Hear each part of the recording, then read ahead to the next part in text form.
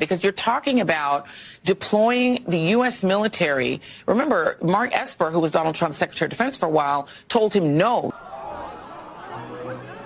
You cannot shoot American citizens. You can't have the military shoot American citizens. He's going to replace people in the Department of Defense with people who will say you can, and that you can deploy the military against protesters, that you can arrest journalists for reporting things that Donald Trump doesn't like, that sort of thing, right?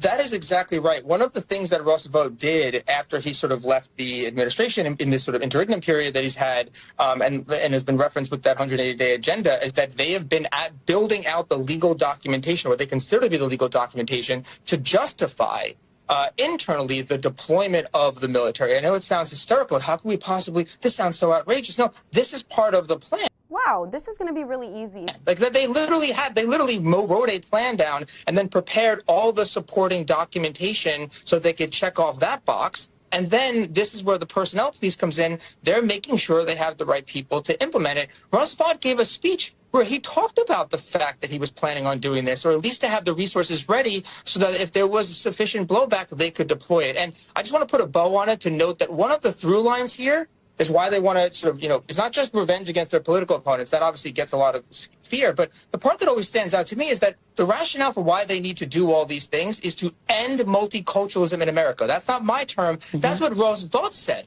That the reason why you go after immigrants first, that you start to implement all of these big radical changes, is that this is the beginning of the end of multiculturalism in America.